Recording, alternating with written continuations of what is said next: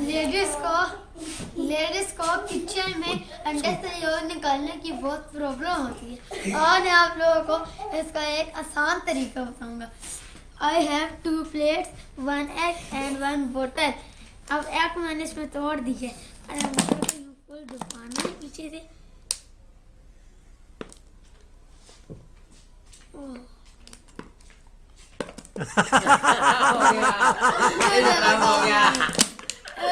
उठा ना आपके सामने शायद नहीं आया, इसलिए मैं दोबारा बता देता हूँ।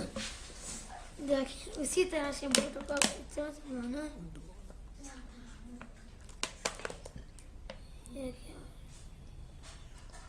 Well done. देखो यो कैसे लगा हो गया।